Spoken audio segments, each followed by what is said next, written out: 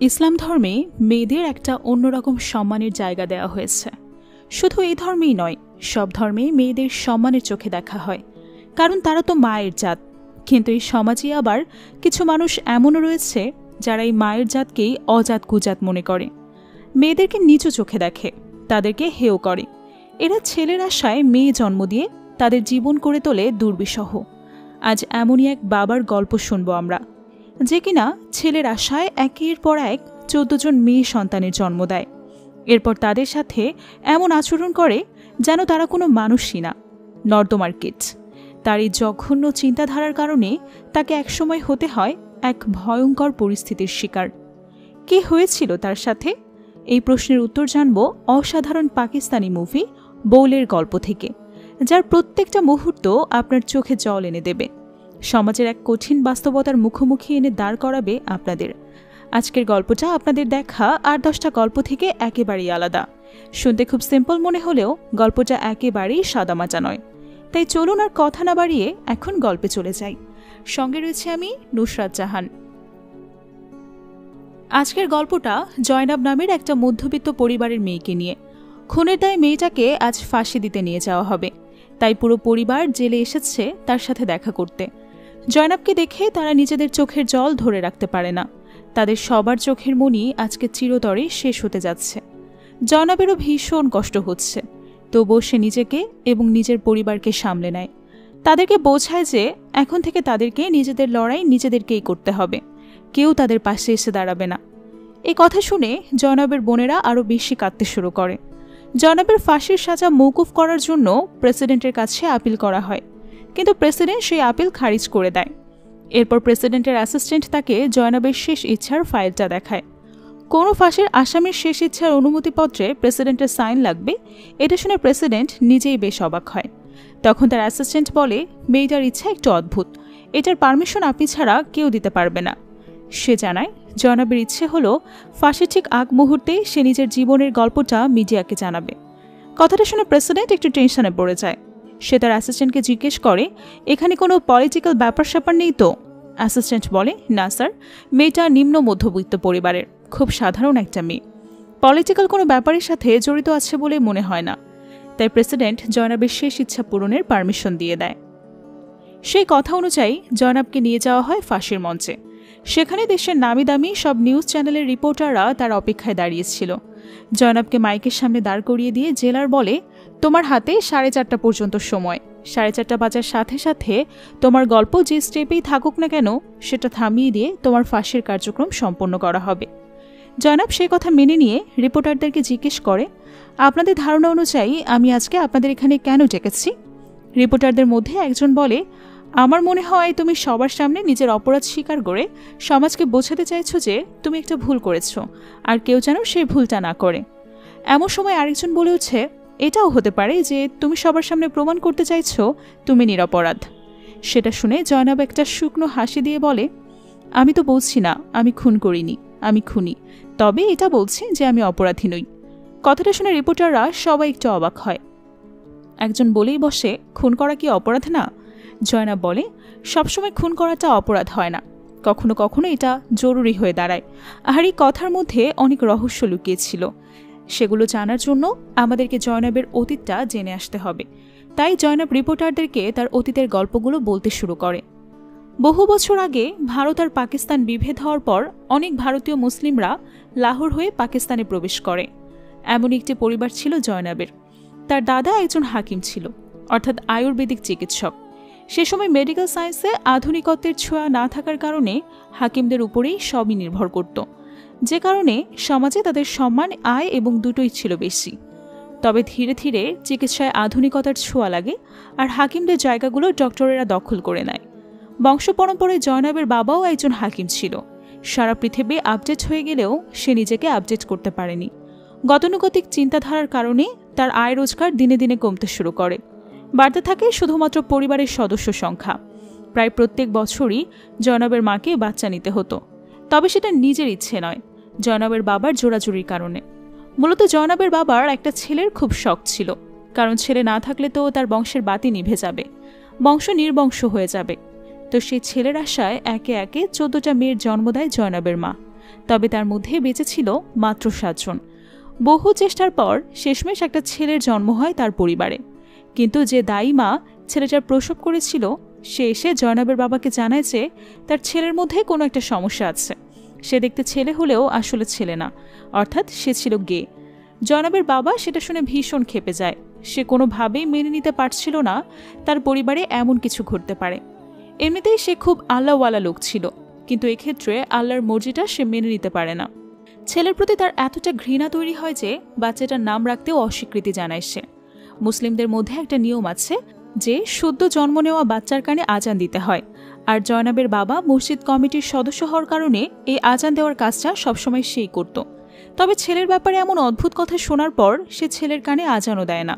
এক কথায় ছেলেটা তার চোখের কাঁটা হয়ে দাঁড়িয়েছিল। এমন সন্তান জন্ম দেওয়ার জন্য লোকটা জয়নাবের মাকে অনেক আজে বাজে কথা শোনায়। ছেলেটাকে মেরেও ফেলতে চায়, কিন্তু জয়নাবের মা তাকে বাধা দেয়। তারা বাচ্চাটাকে অনেক ভালোবাসত। বোনেরা আদর করে তার নাম রাখে সাইফুল্লাহ। আরও বেশি আদর করে তাকে ডাকতে শুরু করে সাইফি। ধীরে ধীরে মা আর বোনদের আদরে সাইফি বড় হতে থাকে। তার বিশেষ বৈশিষ্ট্যের কারণে তাকে কখনোই বাইরে বের হতে দেয়নি তারা, কারণ বাইরে বেরোলেই সমাজের কাছে নানা রকম আজে বাজে কথা শুনতে হবে তাকে, যেটা জয়নাবের পরিবার মেনে নিতে পারবে না। পরিবারের বাকি সবার সাথে সাইফি মন খুলে মিশত, গল্প করত, আড্ডা দিত। কিন্তু যখনই বাবা তার সামনে আসতো তখনই ছোট্ট সাইফি চিলেকোঠার একটা রুমে গিয়ে লুকিয়ে পড়ত। তারও স্বপ্ন ছিল বাবা তাকে ভালোবাসবে, আদর করে গালে তুলে খাইয়ে দেবে, কিন্তু সেই স্বপ্নটা তার কখনোই পূরণ হয় না। বুকের ভেতর একটা চাপা কষ্ট নিয়ে 4 দেওয়ালের সঙ্গী বানিয়ে বড় হতে থাকে সে। স্কুলে পড়ার সৌভাগ্য কখনোই তার হয়নি, তবে ওই মহল্লার একজন শিক্ষককে বাড়িতে এনে সাইফিকে পড়ানো হতো। লোকটা সাইফির ব্যাপারে সবকিছু জানত। জয়নাবের পরিবারও তার উপর খুবই ভরসা করত। কিন্তু একদিন লোকটা সুযোগ বুঝে সাইফিকে অদ্ভুতভাবে স্পর্শ করে। সাইফির বয়স তখন খুবই কম, তাই লোকটা খারাপ উদ্দেশ্য বোঝার ক্ষমতা ছিল না তার। ঠিক সে সময় জয়নাব হঠাৎ সেখানে গিয়ে আড়াল থেকে এসব দেখে ফেলে আর চিৎকার করে বলে উঠছে, সাইফি এখনই বাইরে এসো আর টিচারকে চলে যেতে বলো। লোকটা তখন বুঝে যায় সে ধরা পড়ে গেছে, তাই কোনো কথা না বলে তৎক্ষণাৎ সেখান থেকে বের হয়ে যায়। এরপর জয়নাব সাইফিকে গিয়ে সাবধান করে দেয় যে সে যেন বাড়ির লোক ছাড়া অন্য কাউকে তার শরীরে স্পর্শ করতে না দেয়। সাইফি তার কথা মেনে নেয়। জয়নাব এটাও বলে, আজকে বাবা আসলে আমি তার কাছে ওই বেয়াদব লোকটার ব্যাপারে বলে দেব। কিন্তু সে কিছু করার আগেই তার বাবা বাড়িতে ফিরে আসে। এরপর সোজা সাইফের রুমে ঢুকে দরজা লাগিয়ে দিয়ে তাকে প্রচণ্ড মারধর করে। জয়নাব তাকে আটকানোর অনেক চেষ্টা করে, কিন্তু পারে না। বাচ্চাটাকে কুকুর বিড়ালের মতো পিটিয়ে প্রায় আধমরা বানিয়ে রেখে আবারও বের হয়ে যায় সে। সাইফের এই অবস্থা দেখে তার মা বোন ভীষণ কষ্ট পায়। জয়নাব খুব যত্ন করে তার আঘাতগুলোতে ওষুধ লাগিয়ে দেয়। তাদের বাড়ির সাথে স্কুল ছিল। সাইফের খুব ইচ্ছে ছিল স্কুলে পড়ার, কিন্তু সে জানত এটা কখনোই সম্ভব না। তাই ওই ছোট্ট বয়সে সে নিজের ভাগ্যকে মেনে নেয়। সে খুব ভালো ড্রয়িং করতে পারত। যখনই সুযোগ পেত বাড়ির দেওয়াল, ছাদ, খাতা সব জায়গায় ড্রয়িং করত। এভাবে তার দিন কাটতে থাকে। কয়েক বছর পর জয়নাবের বিয়ে হয়ে যায়। বাড়িতে মেয়ের সংখ্যা এত বেশি ছিল তার বাবা পাত্রের খোঁজে খুব একটা বাছবিচার করে না। একটা প্রস্তাব পাওয়া মাত্রই জয়নাবকে জোর করে বিয়ে দিয়ে দেয়। ছেলের বাড়িতে লোক সংখ্যা ছিল মোট 10 জন, কিন্তু আয় করার মতো মানুষ ছিল একমাত্র জয়নাবের স্বামী। স্বাভাবিকভাবেই তাদের আর্থিক অবস্থা ভালো ছিল না, তাই জয়নাব ডিসিশন নেয় তাদের আর্থিক অবস্থা ভালো না হওয়া পর্যন্ত সে সন্তান নেবে না। তবে এই সিদ্ধান্তটা তার শ্বশুরবাড়ির কেউই মেনে নিতে পারে না। প্রতিনিয়ত এই বিষয়টা নিয়ে সেখানে অশান্তি চলতে থাকে। কেউই সেটা মানতে চায় না। একটা পর্যায়ে জয়নাবকে তার বাড়ি থেকে তাড়িয়ে দেওয়া হয়। জয়নাবের যেহেতু আর কোথাও যাওয়ার জায়গা ছিল না, তাই সে বাধ্য হয়ে তার বাবার বাড়িতে এসে থাকতে শুরু করে। ততদিনে সাইফির পাশাপাশি তার বোনেরাও অনেক বড় হয়ে গেছে, আর মানুষ বড় হওয়া মানেই তো তাদের পেটও বড় হওয়া। জয়নাবের বাবার আয় রোজগার ততদিনে আরও অনেক কমে গেছে, যে কারণে সংসারের খরচটাও সে ঠিকভাবে চালাতে পারছে না। কোনো বেলা অর্ধেক খেয়ে, কোনো বেলা না খেয়ে দিন কাটাতে হচ্ছিল তাদের। তবে সেসব নিয়ে জয়নাবের বাবার খুব একটা মাথা ব্যথা ছিল না। তার কথা, যে মুখ দিয়েছে সে খাবারের ব্যবস্থাও করে দেবে, তার উপর ভরসা রাখা উচিত। জয়নাবের মা যখন তাকে বোঝানোর চেষ্টা করে তখন সে বলে, এতে সমস্যা কোথায়? আমরাও তো 14 জন ভাই বোন ছিলাম, কিন্তু কেউই তো না খেতে পেয়ে মারা যায়নি। আর খাবারের ঘাটতি পড়ে কারণ তুমি খুব ভালো রান্না করো, তাই আল্লাহ তো তোমাকে দুটোই গুণ দিয়েছে, এক ভালো রান্না করা, 2 মেয়ের জন্ম দেওয়া। কথাটা শুনে সবার মুখ কালো হয়ে যায়, কারণ মেয়ের কথাটা বলে সে আসলে জয়নাবের মাকে খোঁটা দিচ্ছিল। একদিন জয়নাব সাইফিকে আদর করে বোঝায় যে সে এখন বড় হয়েছে, তার এখন নিজের পায়ে দাঁড়ানো উচিত, সে একজন পুরুষ, তাই তার পুরুষের মতো বাঁচা উচিত। তখন সাইফি বলে ওঠে, পুরুষও আবার কঠিন নাকি? ভ্রু কুচকে রাগে চোখে সবার দিকে তাকায়, সবসময় সবাইকে বকাঝোকা করতে থাকা আর সুযোগ পেলে গায়ে হাত তোলা, তাহলে তো পুরুষ হওয়া যায়। সে আসলে তার বাবার কথা বলছিল। তখন জয়নাব বলে, আমি যে তোমাকে বাবার মতো হতে বলছি না, মাস্টার চাচা আর মোস্তফা ভাই তো আছে, তারাও তো অনেক ভালো। তখন সাইফি খুশি হয়ে বলে, হ্যাঁ, মোস্তফা ভাইকে আমার খুবই ভালো লাগে। আসলে মোস্তফা তাদের প্রতিবেশী। মোস্তফার পরিবার আধুনিক চিন্তাধারার ছিল। মোস্তফার বাবা একটা ছোটখাটো চাকরি করত, দুটো সন্তান নিয়ে হাসি খুশি পরিবার ছিল তার। স্বল্প আয়ের মানুষ হওয়া সত্ত্বেও নিজেদের মধ্যে বোঝাপড়া ভালো থাকার কারণে আর পরিবারের লোক সংখ্যা কম থাকার কারণে 2 ছেলে মেয়েকেই ডাক্তারি পড়াচ্ছিল সে। মোস্তফা এবং জয়নাবের পরিবারের মধ্যে খুব ভালো সম্পর্ক ছিল। জয়নাবের মা এবং মোস্তফার মা ছিল খুব ক্লোজ ফ্রেন্ডস, আর মোস্তফা ছিল জয়নাবের বোন আয়েশার বন্ধু। শুধু বন্ধু না, বন্ধুর থেকে একটু বেশি। তবু জয়নাবের বাবা মোস্তফার পরিবারকে মোটেও সহ্য করতে পারত না। কারণ একটাই, জয়নাবরা ছিল সুন্নি আর মোস্তফারা ছিল সিয়া, অর্থাৎ শুধু হিন্দু ধর্মেই নয়, মুসলিমদের মধ্যেও জাতিভেদ আছে। যদিও বর্তমানে সেটা খুব একটা মানা হয় না, তবে অতীতে এই বিষয়গুলো খুব গভীরভাবে মানা হতো। এক রাতে তাদের 2 পরিবার গল্প করছিল, আর মোস্তফার বাবা পাহারা দিচ্ছিল যে কখন আবার জয়নাবের বাবা চলে আসে। এদিকে জয়নাবের বাবা তার হাকিমখানা বন্ধ করে মসজিদ কমিটির মিটিংয়ে যায়। সেখানে তাকে জানানো হয় মসজিদে নতুন কমিটি গঠন করা হয়েছে। সে কমিটিতে ক্যাশিয়ারের দায়িত্ব দেওয়া হয়েছে জয়নাবের বাবাকে, কারণ সততা এবং আমানদরিতার দিক থেকে সবাই জয়নাবের বাবার উপর ভরসা করত।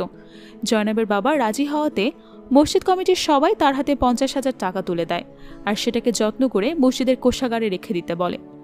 কথাবার্তা শেষ করে জয়নাবের বাবা বাড়ির উদ্দেশ্যে রওনা হয়। তাকে ফিরতে দেখে মোস্তফার বাবা সবাইকে সতর্ক করে দেয়, আর সাথে সাথেই সবাই দৌড়ে নিজেদের বাড়িতে চলে যায়। মোস্তফার পরিবারকে দেখে জয়নাবের খুব আফসোস হতো। ছোট্ট পরিবার, সুখী পরিবার, এই কথাটাকে মোস্তফার বাবা বুঝতে পারলেও জয়নাবের বাবা বুঝতে পারেনি। পরিবারের লোক সংখ্যা এত বেশি হয়ে গেছে যে বাড়ির কাজ কম পড়ে যেত। সময় কাটানোর মতো কোনো উপায় ছিল না তাদের কাছে।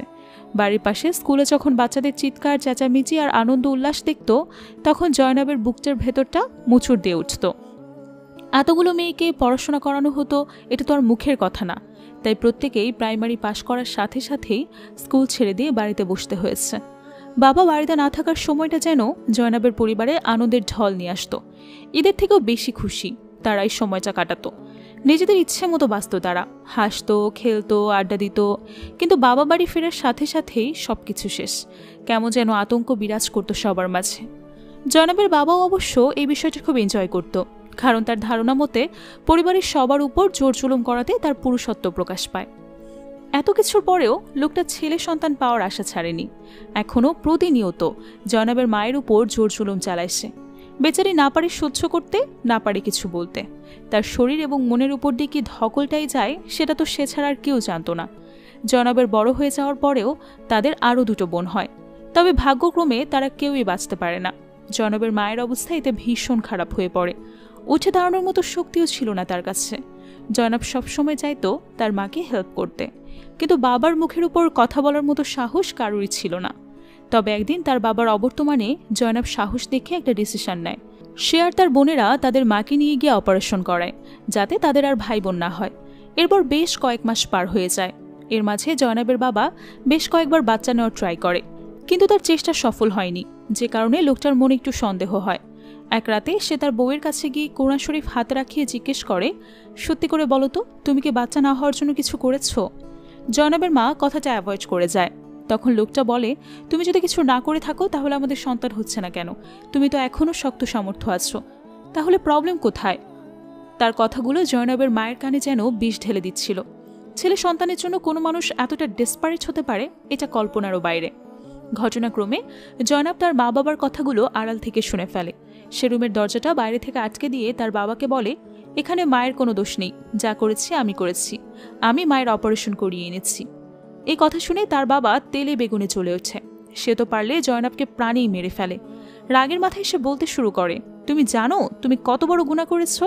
আল্লাহর ইচ্ছাকে অমান্য করেছো তুমি।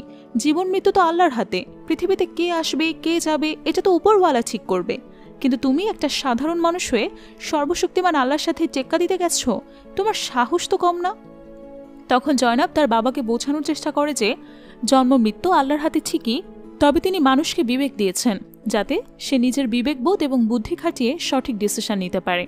আর তাদের পরিবারের জন্য এটাই সবথেকে ভালো ডিসিশন হবে যে তাদের পরিবারে যেন আর নতুন কোনো সদস্য না আসে, কারণ নতুন সদস্য আসার মানেই হচ্ছে একটা নতুন মুখ তৈরি হওয়া, নতুন একটা পেট তৈরি হওয়া। তারা নিজেদের খাবার জোটাতেই পারছে না, নতুন কাউকে খাবার দেবে কোথা থেকে? তাছাড়া আল্লাহর সৃষ্টিকে পৃথিবীতে এনে তার উপর এভাবে অত্যাচার করাটাও তো আল্লাহর অপমান করা হবে, তাই না? তারা তো বোঝানোর পরেও তার বাবার মধ্যে কোনো পরিবর্তন আসছে না, উল্টো নিজের গতানুগতিক চিন্তাধারা তাদের উপর চাপিয়ে দেওয়ার চেষ্টা করে। আল্লাহ এবং রাসূলের বলা কথাগুলোর একটা ভিন্ন অর্থ তৈরি করে নিয়েছিল সে বলে, রাসূল সাল্লাল্লাহু আলাইহি সাল্লাম যে বলেছেন তার শেষ জামানার উম্মত সব থেকে বড় হবে, সেটার কথা তোমার মনে নেই? তুমি কিভাবে রাসূলের কথার খেলাফ করতে পারো? এই কথা শুনে জয়নাব আর নিজেকে ধরে রাখতে পারে না। সে তার বাবার সামনে গিয়ে বলে, আমার মনে হয় না রাসূল মানুষের বদলে গাধা গরু জন্ম দিতে বলেছেন, যারা খেতে না পেয়ে, পড়াশোনা না জেনে, জীবনের কোনো শিক্ষা না পেয়ে মুখ বুজে বড় হবে, আর বড় হওয়ার সুযোগ না থাকলে মরে যাবে। হয়তো রাসূল এটা বোঝাতে চেয়েছিলেন যে শেষ জামানার উম্মতেরা সব দিক থেকে বড় হবে, তাদের মর্যাদা, তাদের সম্মান, তাদের ঈমান সব দিক থেকে বড় হবে। সংখ্যায় বড় হওয়ার কথা তিনি বলেননি। কিন্তু তার বাবা এসব কথা কানেই তোলে না, উল্টো জয়নাবের গালে কষে একটা চর বসিয়ে দেয়। জয়নাব তখন বলে উঠছে, এতটুকুই ক্ষমতা আছে আপনার, যেখানে যুক্তি দেখাতে পারবেন না সেখানে হাত চালাবেন। দয়া করে মায়ের দিকটা একটু ভেবে দেখবেন, আপনার কারণে তার শরীরে কী অবস্থা হয়েছে, তাকে একটু বাঁচতে দিন। মেয়ের মুখে এসব কথা শুনে জয়নাবের বাবার রাগ আরও কয়েক গুণ বেড়ে যায়। সে সঙ্গে সঙ্গে জয়নাবের গলা চেপে ধরে। সেটা দেখে জয়নাবের মা গিয়ে তাকে কোনো মতে সামলায়, আর জয়নাব তখন ভয়ে সেখান থেকে পালিয়ে যায়। পরদিন মসজিদে গিয়ে জয়নাবের বাবার সাথে কমিটির অন্য দুজন সদস্যের দেখা হয়। তারা জয়নাবের বাবার হাতে আরও 25,000 টাকা দিয়ে সেটা সামলে রাখতে বলে। এই টাকাগুলো তারা মসজিদ পুনর্নির্মাণের কাজে ব্যবহার করতে চাচ্ছে। জয়নাবের বাবা তাদের কাছে অনুরোধ করে বলে হিসেবের দায়িত্বটা অন্য কাউকে দিতে। তখন তাদের মধ্যে কেউ একজন বলে, কমিটির হেড যেহেতু ইংল্যান্ডে গেছে তাই সে ফিরে আসুক, তারপরে বিষয়টা নিয়ে আমরা আলোচনা করব। জয়নাবের বাবা তার কথা মেনে নেয়। এদিকে মোস্তফা তাদের বাড়ির ছাদে বসে গিটার বাজাচ্ছিল। গান গাওয়া ছিল তার প্যাশন। তার বাবা মাও তাকে মন থেকে সাপোর্ট করত। গিটারের শব্দ শুনেই আয়েশা দৌড়ে চলে যায় মোস্তফার কাছে। তারও গান গাওয়ার খুব শখ ছিল, আর মোস্তফার কাছ থেকে সে গিটার বাজানোটাও শিখে নিয়েছিল। তারা সুযোগ পেলেই একসাথে গানের প্র্যাকটিস করত। সেদিন মোস্তফা তাকে বলে, আমি চাই তুমি সামনের কনসার্টে আমার সাথে পারফর্ম করো, আমি সব ব্যবস্থা করে রেখেছি। তার কথা শুনে আয়েশা যেন আকাশ থেকে পড়ে। সে চাইলেও তার বাবা কখনোই তাকে এসব করতে অ্যালাউ করবে না। অ্যালাউ করা তো দূরে থাক, সে যদি জানতে পারে আয়েশা মোস্তফার সাথে কথাও বলছে তাহলেও তার মৃত্যু নিশ্চিত। তখন মোস্তফা তাকে বোঝায় যে আগামী বছর আমি ডক্টর আর তুমি সিঙ্গার হিসেবে ফেমাস হওয়ার পর যখন আমাদের বিয়ে হবে তখন আমাদের জীবনটা ঠিক স্বপ্নের মতো হবে, আনন্দ ছাড়া আর কিছুই থাকবে না সেখানে। আয়েশার কাছে এই সব কিছু আসলেই স্বপ্নের মতো, আর তার পরিবারের স্বপ্ন দেখা পাপ, তাই এই বিষয়গুলো নিয়ে খুব একটা মাথা ঘামায় না সে। তবে সে মোস্তফাকে ভীষণ ভালোবাসত, আর মোস্তফাও তাকে খুব ভালোবাসত। জয়নাবের বাবা বাদে তাদের দুই পরিবারে তাদের এই সম্পর্কটাকে সাপোর্ট করত। মোস্তফার বাবা তো বেশ কয়েকবার আয়েশার জন্য নিজের ছেলের প্রস্তাবও দিয়েছে, কিন্তু শুধুমাত্র শিয়া হওয়ার কারণে জয়নাবের বাবা প্রত্যেকবার সে প্রস্তাব প্রত্যাখ্যান করেছে। তবে তাতে মোস্তফা আর আয়েশার সম্পর্কের কোনো প্রভাব পড়েনি। বাবার অবর্তমানে তারা দুজন প্রায় বিভিন্ন জায়গায় ঘুরতে যেত। মোস্তফার হাত ধরে আয়েশা বাইরের জগৎটা চিনতে শুরু করেছিল, নতুন করে স্বপ্ন দেখতে শুরু করেছিল সে। বাড়ি ফিরে প্রতিদিন সে কোথায় গিয়েছে, কি কি করেছে, সে গল্পগুলো তার বোনদের শোনাতো, আর তার বোনেরা সেই গল্পগুলো শুনে স্বপ্নে সে জগৎটাকে উপভোগ করত। একদিন আয়েশা মোস্তফার সাথে বাইরে যাওয়ার জন্য ছাদে আসে। তাদের আসা যাওয়ার মেইন রাস্তা ছিল ছাদ। যেহেতু দুজনের বাড়ি পাশাপাশি ছিল তাই ছাদে আসা যাওয়া করতে খুব একটা কষ্ট হতো না। আর তারা যখন একসাথে প্র্যাকটিস করত বা গল্প করত তখন তাদের পাহারা দেওয়ার দায়িত্ব ছিল সাইফির। আয়েশা মোস্তফার কাছে সাইফির ড্রয়িংয়ের অনেক প্রশংসা করে, তাই সেদিন মোস্তফা সাইফির জন্য ড্রয়িংয়ের কিছু জিনিস কিনে আনে। সাইফি সেগুলো পেয়ে খুবই খুশি হয়, আর মোস্তফা আয়েশাকে নিয়ে চলে যায় প্র্যাকটিসে। একদিকে তাদের সম্পর্কটা ধীরে ধীরে গভীর হচ্ছিল, আরেকদিকে জয়নবের বাবা আয়েশার বিয়ের জন্য প্রস্তুতি নিচ্ছিল। সে একটা ম্যানেজ মিডিয়ার অফিসে গিয়ে তার মেয়েদের জন্য পাত্র খুঁজতে বলে। এজেন্সির মালিক তখন তাকে জানায়, সাধারণত আমাদের কাছে যারা ছেলে খুঁজতে আসে তাদের একমাত্র ডিমান্ড থাকে ছেলের দাঁতগুলো সম্পূর্ণ আছে কিনা সেটা দেখা। তবে আমরা যেহেতু পূর্ব পরিচিত তাই আপনার যদি অন্য কোনো ডিমান্ড থাকে তাহলে আমাকে জানাতে পারেন। তার কথা শুনে জয়নবের বাবা রেগে গিয়ে বলে, আমার মেয়েরা আমার কাছে কোনো বোঝা নয় যে আমি তাদের যে কোনো আজে বাজে লোকের হাতে তুলে দেব। আমরা খানদানি মানুষ, তাই খানদানি জায়গাতেই মেয়েদের বিয়ে দেব, আর অবশ্যই তাকে সুন্নি হতে হবে, আর কোনো জাত হলে হবে না। এজেন্সির মালিক তখন চুপচাপ তার কথা মেনে নিয়ে আয়েশার জন্য পাত্র খুঁজতে শুরু করে। এরই মাঝে একদিন জয়নাব হঠাৎ সাইফির রুমে গিয়ে দেখে সে মেয়েদের মতো জামা কাপড় পরে সাজগোজ করে আয়নার সামনে নিজেকে দেখছে। এটা দেখে জয়নাব তার উপর ভীষণ রেগে যায়। রাগের মাথায় তাকে মারতে শুরু করে আর বলতে থাকে, তুমি পুরুষ মানুষের মতো থাকবে, এসব কি করছো? এরই মাঝে আয়েশা সেখানে চলে আসছে।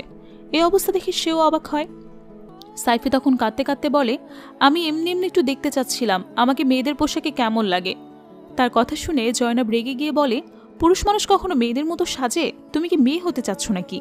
তখন সাইফিও রাগের মাথায় বলে ওঠে, আমি পুরুষ না, পুরুষ হতেও চাই না, আমি মেয়ে মানুষই। তা না হলে মোস্তফা ভাইকে ভালো লাগবে কেন আমার? তাকে বিয়ে করতে ইচ্ছে কেন হবে? এ কথা শুনে এবার আয়েশা তার উপর রেগে যায়, তাকে মারতে শুরু করে।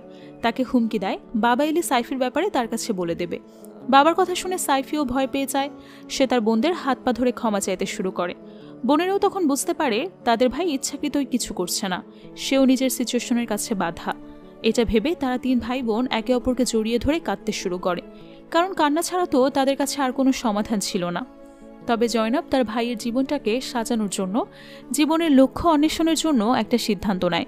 সে আর তার মা মিলে মোস্তফার সাথে যোগাযোগ করে, যাতে মোস্তফা সাইফের জন্য একটা ছোটোখাটো কাজের ব্যবস্থা করে দেয়। হয়তো বাইরে বেরোলে, কাজকর্ম করলে সাইফের এই একাকিত্বটা দূর হবে, সেও হাসি খুশিভাবে জীবন কাটাতে পারবে। এটা ভেবেই জয়নাবের এই সিদ্ধান্ত নেওয়া।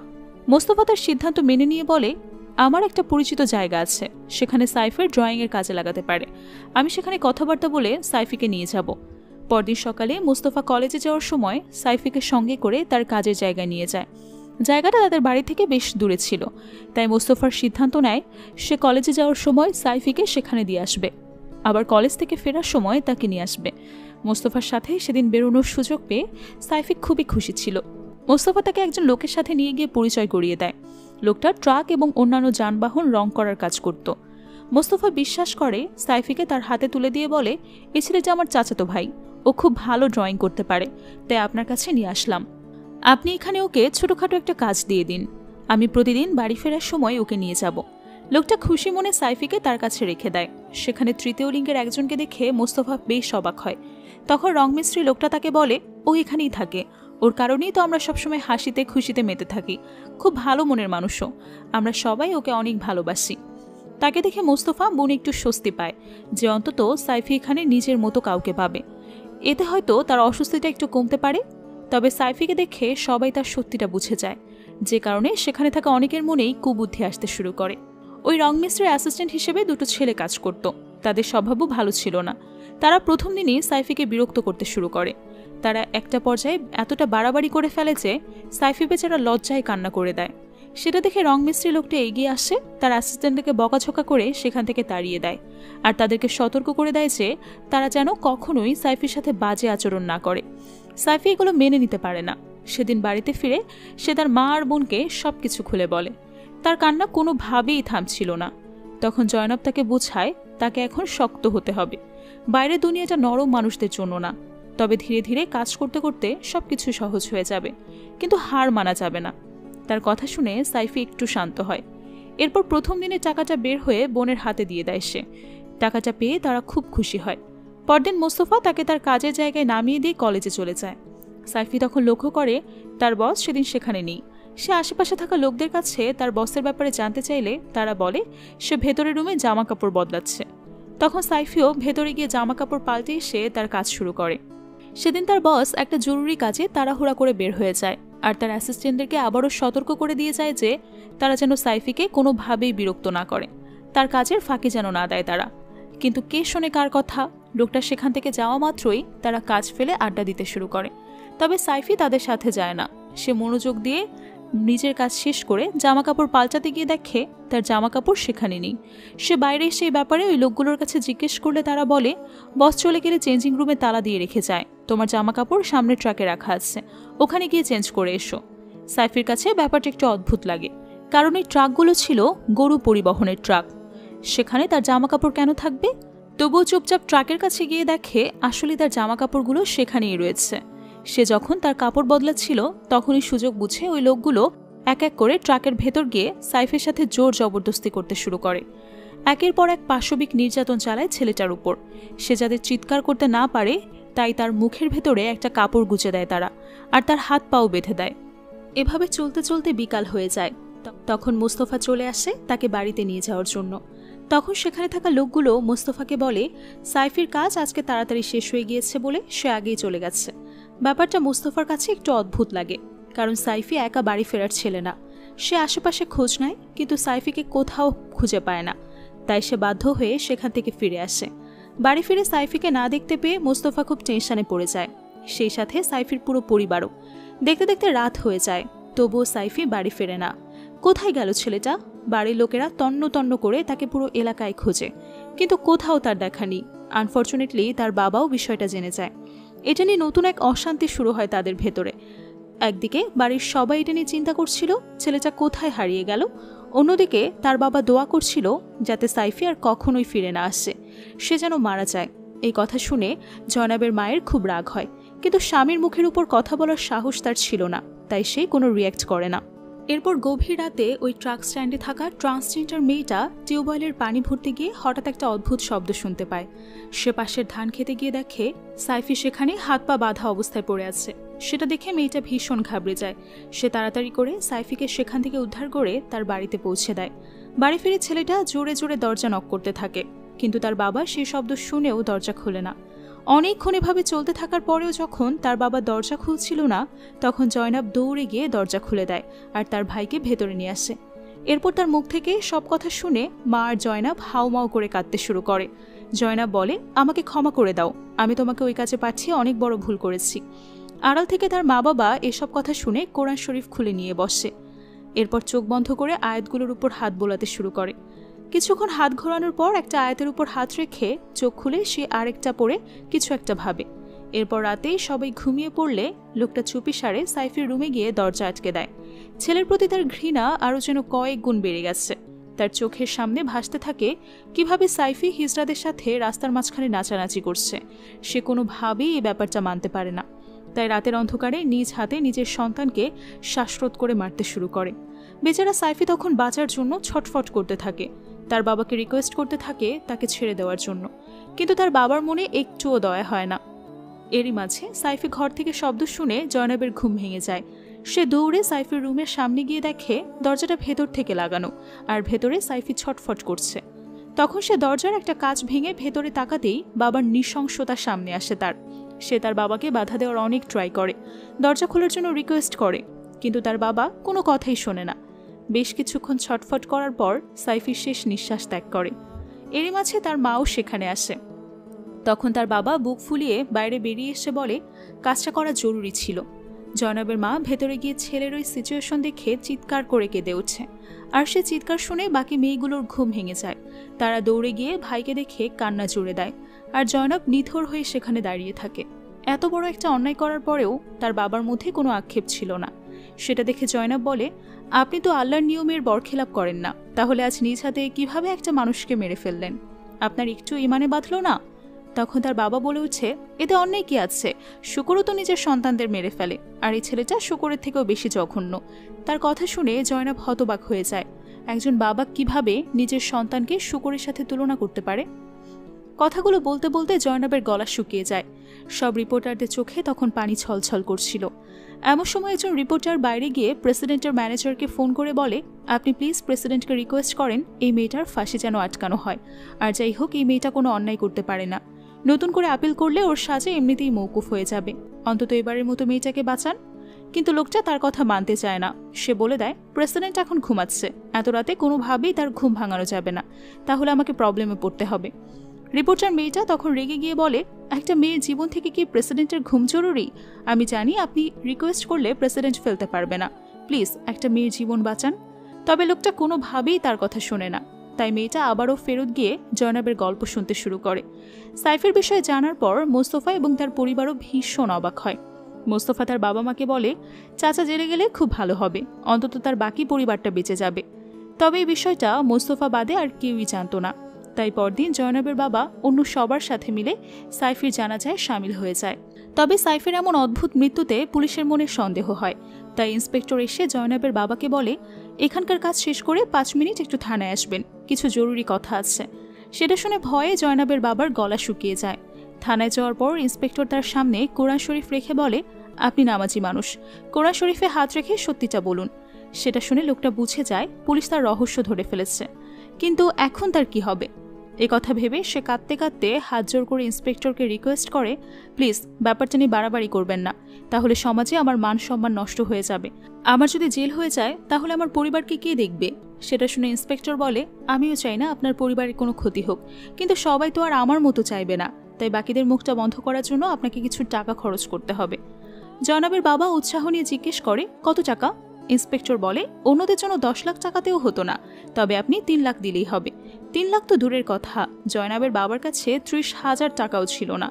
এদিকে ইন্সপেক্টর নাছোড়বান্দা, অনেক রিকোয়েস্টের পর সে 2 লাখ টাকায় ব্যাপারটা সেটেল করতে রাজি হয়। তবে এর থেকে বেশি নিচে সে নামতে পারবে না, আর টাকাটাও তাকে ওই দিনের মধ্যেই জোগাড় করতে হবে, না হলে ব্যাপারটা সবার মধ্যে জানাজানি হয়ে গেলে ইন্সপেক্টরের পক্ষে আর কিছুই করার থাকবে না। এই কথা শুনে জয়নাবের বাবা খুবই টেনশনে পড়ে যায়। বাড়ি ফিরে যখন সে বিষয়টা সবার সাথে শেয়ার করে তখন জয়নাবের মাও বেশ টেনশনে পড়ে যায়। তবে সেটা নিজের স্বামীর সেফটির জন্য নয়, নিজেদের সেফটির জন্য। যতটুকু আয় রোজগার করার সেটা তো জয়নাবের বাবাই করে, এখন সে জেলে গেলে তাদের কি হবে, এটা ভেবেই সে ভয় পাচ্ছে। সেদিন সন্ধ্যায় আবারও মসজিদ কমিটির লোকেরা জয়নাবের বাবার কাছে বেশ কিছু টাকা রাখে। সেটা শুনে জয়নাবের মা তাকে ওই টাকা থেকে ইন্সপেক্টরকে টাকা দিয়ে দিতে বলে, কিন্তু সেইভাবে আমানতের খেয়ানত করতে রাজি না। তাছাড়া কমিটি থেকে যখন তার কাছ থেকে টাকাগুলো চাওয়া হবে তখন সে কিভাবে দেবে? তার কাছে তো কোনো টাকাই নেই। তখন জয়নাব বলে, বাড়িটা তো আছে, এটা বন্ধক রেখে মসজিদের টাকা পরিশোধ করে দেওয়া যাবে। এ কথা শুনে তার বাবা আবারও রেগে যায়, কিন্তু সত্যি বলতে তার কাছে আর কোনো ওয়ে ছিল না। তাই সে মসজিদের টাকা নিয়ে গিয়ে ইন্সপেক্টরকে দিয়ে দেয়। তবে পরবর্তীতে সেই চাঁদার টাকা জোগাড় করতে গিয়ে তার অবস্থা খারাপ হয়ে যায়। একমাত্র শেষ সম্বল বাড়িটা সে বিক্রি করতে চাচ্ছে না, তাই চাঁদা জোগাড় করতে তাকে বাধ্য হয়ে রাস্তায় নামতে হয়। কিন্তু তাতেও বিশেষ কোনো লাভ হয় না, সে যে অন্য কোনো কাজ করে কিছু টাকা রোজগার করতে পারবে সেই যোগ্যতাও নেই। এরপর একদিন খাবার খেতে বসে হঠাৎ করে তার কিছু একটা মনে পড়ে যায়, আর সে খাবার ফেলেই দৌড়ে চলে যায় এক নিষিদ্ধ এলাকায়। সেখানে গিয়ে সে ইসহাক নামের একটা লোকের সাথে দেখা করে। মূলত ইসহাক একদিন হাকিমখানায় গিয়ে রিকোয়েস্ট করেছিল যে জয়নাবের বাবা যেন তার বাচ্চাগুলোকে কোরআন শেখায়, তাকে যথেষ্ট সম্মানই দেওয়া হবে। সেই সাথে মহল্লার অন্যান্যরা বাচ্চাদেরকেও সে জোগাড় করে দেবে, যাতে তাদেরকে পড়িয়ে জয়নাবের বাবার একটা ভালো টাকা ইনকাম হয়। অফারটা শুনে জয়নাবের বাবা ভীষণ খুশি হয়েছিল। তবে লোকটা যেহেতু নিষিদ্ধ পল্লী চালায় তাই সেদিন সে অফারটা সে অ্যাকসেপ্ট করেনি। কিন্তু আজ অভাবের তাড়নায় তাকে বাধ্য হয়ে ইসহাকের দ্বারস্থ হতে হয়। ইসহাক তাকে দেখে ভীষণ খুশি। জয়নাবের বাবা বলে, আমি তোমার ছেলেদের পড়াতে রাজি, কিন্তু প্রথম মাসের টাকাটা আমাকে অ্যাডভান্স দিতে হবে। ইসহাক সাথে সাথেই তাকে টাকাগুলো দিয়ে দেয়, আর সেগুলো দিয়ে জয়নাবের বাবা খুশি মনে বের হয়ে আসে। তবে হারাম টাকা ব্যবহার করতে তার খুব বিবেকে আটকায়, তাই সে জয়নাবের মাকে নিয়ে সেগুলো ধুয়ে মুছে পরিষ্কার করতে শুরু করে। জয়নাবের মারও মন চাচ্ছিল না তার স্বামীর এমন একটা জায়গায় প্রতিদিন যাক। তখন তার স্বামী বলে, আল্লাহ হয়তো আমাদের রিজিক এই টাকা দিয়ে রেখে দিয়েছে। তাছাড়া সে যখন আমাকে টাকা দিচ্ছিল তখন এটা তো আর উল্লেখ করে দেয়নি যে টাকাগুলো সে হারামভাবেই আয় করেছে। মানে বুঝতে পারছেন, নিজের বেলায় তার হিসাবটা একেবারে 16 আনা, কিন্তু অন্যের বেলায় 1 আনাও ছাড় দেওয়া যাবে না। হারাম টাকা ঘষে মেজে পরিষ্কার করলেই যদি সেটা হালাল হয়ে যায় তাহলে তো আর পৃথিবীতে হারাম উপার্জন বলতে কিছুই থাকতো না। যারাই হারাম পথে আয় করত তারা সবাই একটা করে লন্ড্রি মেশিন কিনে নিত আর তাদের টাকাগুলো ধুয়ে হালাল করে নিত। তবে প্রতিবারের মতো এবারও জয়নাবের মা শুধু চুপচাপ শুনেই যায়, কিছু বলে না। পরদিন থেকেই জয়নাবের বাবা ইসহাকের বাড়িতে যেতে শুরু করে। আর সেই সুযোগে আয়েশা একদিন মোস্তফার সাথে বোরখা পরে বের হয়ে যায়, কারণ সেদিনই মোস্তফার কনসার্ট ছিল। আর মোস্তফা তো আগে থেকে আয়েশাকে বলে রেখেছিল এবারের কনসার্টে আয়েশা তার সাথে পারফর্ম করবে। তাই সেদিন সে আয়েশাকে নিয়ে একটু তাড়াতাড়ি বের হয়ে যায়, যাতে ভেন্যুতে পৌঁছে গ্রিন রুম থেকে আয়েশা তৈরি হয়ে নিতে পারে। রেডি হওয়ার পর যখন সে মোস্তফার সামনে গিয়ে দাঁড়ায় তখন আয়েশাকে দেখে আরও একবার মুগ্ধ হয়ে যায় মোস্তফা, তাকে এতটাই সুন্দর লাগছিল। কিন্তু স্টেজে ওঠার সময় আয়েশা খুবই ভয় পেয়ে যায়। এত মানুষের সামনে গিয়ে দাঁড়াতে তার খুব নার্ভাস লাগে। তখন মোস্তফা তাকে বুঝিয়ে শুনিয়ে স্টেজে নিয়ে দাঁড় করায়। শুরু হয় তাদের পারফরমেন্স। দুজনের যুগলবন্দিতে মুগ্ধ হয় দর্শক। কনসার্ট শেষে আয়েশা আবারও বোরকা পরে মোস্তফার সাথে বাড়ি ফিরে আসে। ছাদে তার বোনেরা তার জন্য ওয়েট করছিল। মোস্তফা তাদের হাতে আয়েশাকে তুলে দেয়। এরপর একদিন মহল্লার একটা দোকানে জয়নাবের বাবার সাথে মোস্তফার বাবার দেখা হয়। সেখানে মহল্লার আরও অনেক লোকজন ছিল। তাদের মধ্যে একজন জয়নাবের বাবাকে বোঝায় যে সে যেন আয়েশাকে মোস্তফার সাথে বিয়ে দেয়, কারণ মোস্তফার মতো ভালো ছেলে সে দ্বিতীয়টা পাবে না। তখন জয়নাবের বাবা রেগে উঠে বলে, প্রয়োজনে আমি আমার মেয়েকে গলা চেপে মেরে ফেলবো, তবুও শিয়ার বাড়িতে বিয়ে দেব না। তখন মোস্তফার বাবা বলে, আয়েশা এবং মোস্তফা দুজন দুজনকে পছন্দ করে, আমাদের ঝামেলার কারণে তুমি ওদের মনে কষ্ট দিও না। কিন্তু তাতেও লোকটা রাজি না। উল্টো সে ম্যারেজ এজেন্সিতে গিয়ে আয়েশার জন্য জোর দিয়ে পাত্র খুঁজতে বলে। এখন আর তার কোনো ডিমান্ড নেই, শুধু কোনো রকম একটা ছেলে হলেই হতো। মানে সে একটা চরিত্রহীন বৃদ্ধ লোকের সাথেও তার মেয়েকে বিয়ে দিতে রাজি, কিন্তু শিয়া হওয়ার কারণে মোস্তফার সাথে বিয়ে দিতে রাজি না। খবরটা শুনে বাড়ির সবার মন খারাপ হয়ে যায়। আয়েশা কোনোভাবেই মোস্তফা বাদে অন্য কাউকে বিয়ে করতে রাজি না। এদিকে জয়নাবের বাবা যেহেতু মসজিদ কমিটিকে বেশ কয়েকবার রিকোয়েস্ট করেছিল তার কাছ থেকে টাকার হিসাবটা নিয়ে অন্য কাউকে দিয়ে দিতে, তাই এবার ফাইনালি মসজিদ কমিটির লোকেরা তাকে সেই টাকা হ্যান্ড ওভার করতে বলে। এ কথা শুনে জয়নাবের বাবার মাথায় যেন আকাশ ভেঙে পড়ে। সব টাকাই তো সে ইন্সপেক্টরকে দিয়ে দিয়েছে, এতদিন কষ্ট করে 50,000 টাকা জোগাড় করতে পেরেছে, কিন্তু এখনও 1.5 লাখ টাকা বাকি, যেটা তাকে ওই দিন সন্ধ্যার মধ্যেই বুঝিয়ে দিতে হবে। জয়নাবের বাবা বুঝতে পারছিল না সে কিভাবে এত কম সময়ে এত টাকা জোগাড় করবে। অনেক ভাবনা চিন্তার পর সে ইসহাকের কাছে সাহায্য চায়। ইসহাক তখন তাকে একটা অদ্ভুত অফার দেয়। আসলে ইসহাকের পরিবারের সবাই নিষিদ্ধ পল্লীতে কাজ করত, আর এই কাজের জন্য তার প্রয়োজন সুন্দরী মেয়ে। একটা মেয়ে পাওয়ার আশায় ইসহাক অনেকগুলো সন্তান নিয়ে ফেলে, কিন্তু প্রত্যেকবারই তার ঘরে আল্লাহ ছেলে সন্তান দেয়। তো জয়নাবের বাবার যেহেতু কখনোই ছেলে হয়নি, তাই ইসহাকের মাথায় একটা আইডিয়া আসে। আমরা সবাই জানি ছেলে বা মেয়ে হওয়াটা পুরুষের উপর ডিপেন্ড করে, তাই সে জয়নাবের বাবাকে অফার দেয় তার ওয়াইফ মিনার সাথে একটা রাত থাকার জন্য। তার আশা ছিল এতে তার ঘরে একটা মেয়ে আসবে। আর জয়নাবের পরিবারের মেয়েরা প্রত্যেকেই খুব সুন্দরী, তো এমন সুন্দরী একটা মেয়ে যদি ইসহাকের ঘরে আসে তাহলে তার ব্যবসা আরও রমরমা হয়ে উঠবে। কথাটা শুনে জয়নাবের বাবা ভীষণ রেগে যায়, কিন্তু যখন ইসহাক বলে এই কাজের জন্য আমি আপনাকে 2 লাখ টাকা দিব, যদি মেয়ে হয় তাহলে তো ভালো কথা, আর যদি ছেলে হয়ে যায় তাহলে এই টাকা আপনাকে ফেরত দেওয়ার প্রয়োজন নেই, তখন লোকটা না করতে পারে না। তবে সে কন্ডিশন দেয় যে সে অনৈতিকভাবে নয়, রীতিমতো মিনাকে বিয়ে করে তারপর সবকিছু করবে। সে কথা মতো ইসহাক তাকে টাকাগুলো বুঝিয়ে দেয়, আর সেগুলো নিয়ে জয়নাবের বাবা মসজিদে জমা করে দেয়। পরদিনই তার এবং মিনার বিয়ের আয়োজন করা হয়। তবে এ ব্যাপারে তার পরিবারের কেউ কিছু জানে না। বিয়ের রাতে মিনা যখন প্রথমবার তার সামনে আসে তখন তার রূপ দেখে লোকটা মুগ্ধ হয়ে যায়। এমন সুন্দরী মেয়ে সে আর আগে কখনোই দেখেনি। এদিকে আয়েশার বিয়ের বিষয়টা নিয়ে তার পুরো পরিবার খুব টেনশনে ছিল, সেই সাথে মোস্তফার পরিবারও। মোস্তফার বাবা আয়েশার মাকে এই সমস্যা সমাধানের একটা আইডিয়া দেয়। আয়েশার কথা চিন্তা করে জয়নাব তার মাকে বোঝালে তার মাও তাতে রাজি হয়। তবে সে আইডিয়াটা কি ছিল তা আমরা পরে জানতে পারবো। একদিন জয়নাব আর তার মা ভয়ে ভয়ে তার বাবার আসার অপেক্ষা করছিল। বাবা আসার সাথে সাথেই জয়নাব তার সামনে গিয়ে বলে, আপনি রাগ করবেন জেনেও আমি একটা ভুল করে ফেলেছি। কথাটা শুনেই তার বাবা রেগে গিয়ে বলে উঠছে, আবার কি করেছো? তখন সে জানায় তারা সবাই মিলে তার বাবার অবর্তমানে মোস্তফার সাথে আয়েশার বিয়ে দিয়ে দিয়েছে। মূলত এটাই ছিল মোস্তফার বাবার প্ল্যান। কথাটা শুনে জয়নাবের বাবার রাগের মাথায় জয়নাবকে পেটাতে শুরু করে। তার মাথা নিয়ে গিয়ে আয়নায় আঘাত করলে আয়নার কাঁচ ভেঙে জয়নাব আহত হয়। এই অবস্থা দেখে জয়নাবের মা কোনো মতে তার বাবাকে সেখান থেকে সরিয়ে নেয়, আর তার বোনেরা নিয়ে যায় জয়নাবকে। গল্পটা এতটুকু আসার পর সেই রিপোর্টার মেয়েটা আবারও প্রেসিডেন্ট ম্যানেজারকে ফোন করে একই রিকোয়েস্ট করে, কিন্তু লোকটা এবারও তার কথা শোনে না। একটা পর্যায়ে সে বিরক্ত হয়ে ফোনটা কেটে দেয়। মেয়েটা যেভাবেই হোক জয়নাবকে সাহায্য করতে চাচ্ছে, কিন্তু কোনো উপায় পাচ্ছে না। এরপর সে আবারও জয়নাবের গল্প শুনতে চলে আসে। পরিবারের উপর এত টর্চার করেও জয়নাবের বাবার মধ্যে কোনো দ্বিধা ছিল না, বরং সে ইসহাকের বাড়িতে যাওয়া আসা করতে করতে উল্টা মিনার উপর উইক হয়ে পড়ে। অবশ্য তার দৃষ্টিকোণ থেকে এটা অনৈতিক কিছু না, কারণ মিনা তো তার বিয়ে করা বউ। একদিন সে মিনাকে জিজ্ঞেস করে, আমি যদি তোমাকে এখান থেকে কোথাও নিয়ে যেতে চাই, যাবে? মিনা বুঝে গিয়েছিল লোকটা তার অনাগত সন্তানের জন্যই কথাটা বলছে, যাতে তার মেয়ে এমন অসুস্থ পরিবেশে বড় না হয়। তবে মিনা চাইলেও এটা সম্ভব না। এদিকে জয়নাব পরিবারের অভাব অন্টন আর সহ্য করতে পারছিল না। তাছাড়া তার বাবাকে প্রতিদিন এমন আপত্তিকর জায়গায় যেতে হয় সেটাও সে ঠিক মানতে পারছিল না, যে কারণে সে বাইরে ছোটখাটো কাজ করার ডিসিশন নেয়। সে যেহেতু পড়াশোনা জানতো না, তাই ভালো কোনো চাকরি পাওয়া তার পক্ষে সম্ভব ছিল না। বিষয়টা যখন তার বাবা জানতে পারে তখন আবারও তাদের উপর ভীষণ রেগে যায়। লোকটা বলে, পড়াশোনা জানলেও বাইরে গিয়ে চাকরি বাকরি করতে পারতে, এখন কি বাইরে গিয়ে রূপ দেখিয়ে টাকা কামাবে? কথাটা শুনে জয়নাব ভীষণ কষ্ট পায়। সে তার বাবাকে বোঝানোর চেষ্টা করে যে সে শুধুমাত্র সংসারের হাল ধরতে চায়, তার বাবাকে সাহায্য করতে চায়, কিন্তু তার বাবা বোঝার মতো মানুষ না। উল্টা বলে, সংসারের হাল ধরার জন্য একটা ছেলের দরকার, কিন্তু আমার কপালে জুটলো তোমাদের মতো কতগুলো ডাইনি। এ কথা শুনে জয়নাব আর নিজের রাগ কন্ট্রোল করতে পারে না। সে বলে বসে, জন্ম দিতে বলেছিল কে? আমরা তো জোর করে আসিনি, 2-1 হওয়ার পরেই বন্ধ করে দিতে, তাহলেই তো হতো। জয়নাবের সাথে কথা বলতে বলতে তার বাবা বিরক্ত হয়ে যায়। তাই এবার সে মসজিদ কমিটির কাছে গিয়ে জয়নাবকে কমপ্লেইন করে। কথায় কথায় তাদেরকে জানায় তার মেয়ে আল্লাহর হুকুম অস্বীকার করে, কোরআন হাদিস মানে না। এ কথা শুনে সবাই ভীষণ অবাক হয়, জয়নাবকে খারাপ ভাবতে শুরু করে।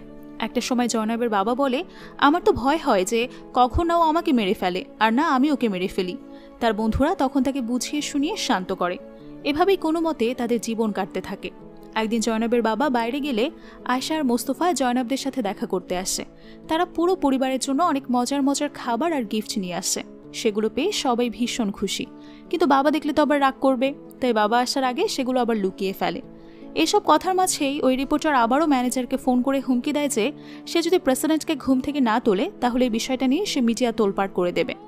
লোকটা তখন ভয়ে প্রেসিডেন্টের অ্যাসিস্ট্যান্টকে ফোন করে বিষয়টা জানায়। মাঝরাতে এমন কথা শুনে প্রেসিডেন্টের অ্যাসিস্ট্যান্ট ভীষণ রেগে যায়। তার কথা আমলে নেওয়ার বদলে তাকে 2-4টা বাজে কথা শুনিয়ে ফোন কেটে দেয়। তখন লোকটা রিপোর্টারকে ফোন করে জানিয়ে দেয় যে সে প্রেসিডেন্টের অ্যাসিস্ট্যান্টের সাথে কন্ট্যাক্ট করেছে, কিন্তু কোনোভাবেই প্রেসিডেন্টকে জাগানো তার পক্ষে সম্ভব না। আসলেও তার কিছু করার ছিল না, সে তো চাইলেই নিজের ইচ্ছে মতো সব ডিসিশন নিতে পারে না। আরেকদিকে জয়নাব তার গল্প বলা চালিয়ে যায়। দেখতে দেখতে 9 মাস পার হয় আর মিনার কোল আলো করে একটা ফুটফুটে মেয়ের জন্ম হয়। খবরটা শুনে ইসহাক ভীষণ খুশি হয়।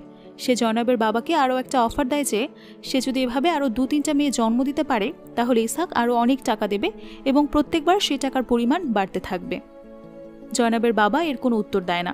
তখনও সে এটা মানতে পারছিল না যে তার সন্তান এমন একটা পরিবেশে বড় হবে। তাই সে মিনাকে একা পেয়ে তাকে রিকোয়েস্ট করে যে সে যেন বাচ্চাটাকে তার হাতে তুলে দেয়। সে মেয়েটাকে নিয়ে দূরে কোথাও যাবে, তবুও তাকে এখানে রাখবে না। ঘটনাক্রমে এই কথা ইসহাক শুনে ফেলে। সে জয়নাবের বাবাকে মেরে ধরে সেখান থেকে তাড়িয়ে দেয়। বাড়ি ফিরেও লোকটার মাথা থেকে এই কথাগুলো বের হচ্ছিল না। মিনাকে সে মনে মনে খুব ভালোবেসে ফেলে, যে কারণে সন্তানের প্রতি তার আগ্রহ তুলনামূলক বেশি ছিল। সে সবসময় মনমরা হয়ে থাকতে শুরু করে, না ঠিকঠাক খাওয়া দাওয়া করে না ঠিকঠাক নামাজ কালাম পড়ে। বাড়ির লোকেদের কাছে ব্যাপারটা বেশ অদ্ভুত লাগে। শেষমেশ একদিন আসলো যেদিন আসল রহস্যটা তাদের সামনে চলে আসে। মাঝরাতে হঠাৎ মিনা বোরকা পরে লুকিয়ে তার সন্তানকে নিয়ে জয়নাবদের বাড়িতে আসে। জয়নাব দরজা খুললে মিনা বলে এই বাচ্চাটা হাকিম সাহেবের আমানত, তাকে বলবেন মিনা বাচ্চাটাকে দিয়ে গেছে। এ কথা বলেই সে তৎক্ষণাৎ সেখান থেকে বেরিয়ে যায়। এমন সময় জয়নাবের বাবা সেখানে আসলে তারা বিষয়টা তাকে জানায়।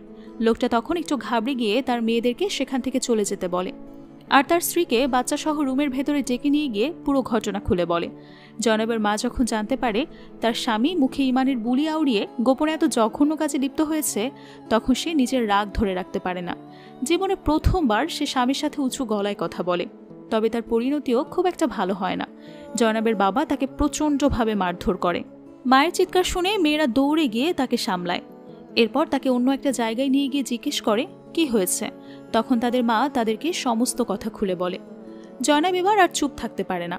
সে ডিসিশন নেয় পরদিন সকালেই সে তার মা এবং তার বোনদেরকে নিয়ে এ বাড়ি থেকে বের হয়ে যাবে। তারপর তার বাবা তার দ্বিতীয় স্ত্রী আর মেয়েকে নিয়ে ওই বাড়িতে খুশিতে থাকতে পারবে। ব্যাপারটা তার বাবাকে জানালে তার বাবা বলে এই বাড়ি থেকে 1 পা বাইরে রাখলে আমি তার পা কেটে ফেলবো। তবে এবার আর তার হুকুমেতে কোনো কাজ হয় না। রাতে সবাই ঘুমিয়ে পড়ার পর লোকটা তার সদ্যজাত কন্যাকে নিয়ে সবার সাথে ঘুমাতে যায়। এমন সময় হঠাৎ ইসহাক তার লোকজন নিয়ে তাদের বাড়িতে আসে। বাড়ির সামনে দাঁড়িয়ে এসে চিৎকার করে বলতে থাকে, হাকিম সাহেব ভালো ভালো আমার মেয়েকে আমার হাতে তুলে দিন, না হলে পরিণতি খুব ভয়ঙ্কর হবে। এই কথা শুনে জয়নাবের বাবা খুব ভয় পেয়ে যায়। সে আর কোনো উপায় না পেয়ে ছোট বাচ্চাটাকে মেরে ফেলার চেষ্টা করে। মানে সে নিজের সন্তানকে মেরে ফেলতে রাজি, কিন্তু ওই মহল্লায় যেতে দিতে রাজি না। বাচ্চাটার এমন সিচুয়েশন দেখে জয়নাবের চোখে সাইফির চেহারাটা ভেসে ওঠে। সে কোনোভাবেই মানতে পারছিল না যে তার বাবা এভাবে আরও একটা নিষ্পাপ মানুষের প্রাণ নেবে। বাবাকে আটকানোর জন্য এক ভয়ঙ্কর পদক্ষেপ নেয় সে একটা ভারী জিনিস তুলে নিয়ে গিয়ে তার বাবার মাথায় আঘাত করে।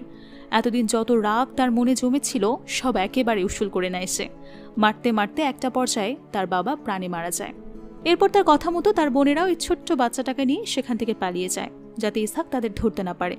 ততক্ষণে এসব বাড়ির ভেতরে ঢুকে জয়নাবের বাবার ওই অবস্থা দেখে ইসহাক হতবাক হয়ে যায়। সে জিজ্ঞেস করে আমার বাচ্চা কোথায়। জয়নাব বলে আমরা জানি না, বাবা ওই বাচ্চাটাকে কোথায় যেন রেখে এসেছে। এখন জয়নাবের বাবা তো আর বেঁচে নেই, তাই বাচ্চাটা কোথায় আছে সেটা জানাও ইসহাকের পক্ষে সম্ভব না, যে কারণে সে হতাশ হয়ে বাড়িতে চলে যায়। বাবার খুনের অপরাধে জয়নাবকে ফাঁসির সাজা শোনানো হয়। নিজেকে নির্দোষ প্রমাণ করার কোনো চেষ্টা করে না সে। তার কেসটা হাইকোর্ট থেকে সুপ্রিম কোর্টে নিয়ে যাওয়া হয়, তবুও সে নিজেকে বাঁচানোর জন্য একটা কথাও স্বীকার করে না। তবে আজ মৃত্যুর মুখোমুখি দাঁড়িয়ে নিজের জীবনের গল্পগুলো সবাইকে জানানোর পেছনে তার একটা মাত্র উদ্দেশ্য, সেটা হলো মানুষকে সচেতন করা। এরই মাঝে তাকে দেওয়ার সময় শেষ হয়ে যাওয়াতে জেলার রিপোর্টারদেরকে সেখান থেকে বেরিয়ে যেতে বলে, আর জয়নাবকে টেনে হিঁচড়ে নিয়ে যেতে শুরু করে ফাঁসি দেওয়ার জন্য। জয়নাব তখন চিৎকার করে বলে ওঠে, প্লিজ আমার কথাটা শেষ করতে দিন। এই কথাগুলো না বলতে পারলে আমার জীবনের গল্পটা শোনানোই বৃথা হয়ে যাবে। আমাকে আর কয়েকটা মিনিট সময় দিন। অনেক অনুরোধের পর তাকে আর কয়েকটা মিনিট সময় দেওয়া হয়। তখন জয়নাব সবাইকে উদ্দেশ্য করে বলে, আমি তো চলে যাচ্ছি, তবে আপনাদের সবার কাছে একটা প্রশ্ন রেখে যেতে চাই। শুধু মানুষকে মেরে ফেলাটাই কেন অন্যায় হিসেবে গণ্য করা হয়? অকারণে গাদা গাদা বাচ্চা জন্ম দিয়ে তাদের জীবনকে নরকের থেকেও অধম বানানোকে কেন অন্যায় বলা হয় না? একটা সন্তানকে পৃথিবীতে এনে তার মৌলিক চাহিদাটা পূরণ করতে না পারা, তাকে মন খুলে বাঁচতে না দেওয়া, তার উপর প্রতিনিয়ত অত্যাচার চালানো, এগুলো অন্যায় নয় কেন? তার কথা শুনে রিপোর্টার মেয়েটার চোখে পানি চলে আসে। এত চেষ্টা সত্ত্বেও সে জয়নাবকে বাঁচাতে পারে না, তার ফাঁসি হয়ে যায়। তবে তার এই কোরবানিটা বৃথা যায় না। এই রিপোর্টার মেয়েটা জয়নাবের চিন্তাধারা এবং সমাজের প্রতি তার তোলা প্রশ্নটা মিডিয়ার মাধ্যমে সবার কাছে পৌঁছে দেয়। ব্যাপারটা প্রেসিডেন্টের চোখেও পড়ে। যখন সে জানতে পারে তার সামান্য ঘুমের কারণে একটা মেয়ের সাথে এত বড় অন্যায় হয়েছে, তখন সে তার অ্যাসিস্ট্যান্টের উপর ভীষণ রেগে যায়। সে তৎক্ষণাৎ বোর্ড মিটিং ডেকে জয়নাবের শেষ কথা অনুযায়ী জরুরি পদক্ষেপ গ্রহণ করে। জয়নাবের এমন কঠোর পদক্ষেপ তার পরিবারের জীবনটাও পাল্টে দেয়। তার আত্মবিশ্বাসের সাথে জীবনযাপন করা শিখে যায়। জয়নাবের মা আর বাকি বোনরা মিলে বাড়ির সামনে একটা ছোট্ট খাবারের স্টল দেয়, যেখানে মহল্লার খেটে খাওয়া মানুষরা কম টাকায় খাবার খেতে আসতো। দেখতে দেখতে তাদের এই ব্যবসাটা ফুলে ফেপে ওঠে, আর এই ছোট্ট স্টল থেকে একটা বড় রেস্টুরেন্টে পরিণত হয়। একদিন মিনা তাদের রেস্টুরেন্টে এসে একটা বাচ্চা মেয়েকে কোনায় বসে ড্রয়িং করতে দেখে। মেয়েটাকে দেখে সে বুঝে যায় এটা তারই সন্তান। অন্যদিকে আয়েশা মোস্তফার সাথে সুখের নির্বাধে। জয়নাব যাওয়ার সময় তার পরিবারের জীবনটা সাজিয়ে দিয়ে যায়। তাই বলা যায় জয়নাবের মৃত্যু বৃথা যায়নি। এমন সুন্দর মুহূর্তের মধ্য দিয়ে গল্পটা এখানেই শেষ হয়। ধর্মের নামে আমাদের সমাজে আজও অনেক কুসংস্কার বাসা বেঁধে আছে, যার কারণে প্রতিনিয়ত আমাদেরকে বিভিন্ন বিপত্তির মুখে পড়তে হচ্ছে। সেই সাথে আমাদের জীবনটা হয়ে উঠেছে দুর্বিষহ। তাই আমাদের সবার উচিত ধর্মীয় জ্ঞানগুলোকে কুসংস্কারে পরিণত না করে তার আসল অর্থ এবং মূল্যবোধ বোঝার চেষ্টা করা এবং সেই অনুযায়ী নিজের জীবনকে পরিচালনা করা। আপনারাও কি আমার সাথে একমত? কমেন্ট করে জানাতে ভুলবেন না। আজকের মতো বিদায় নিচ্ছি। সঙ্গে থাকার জন্য অসংখ্য ধন্যবাদ।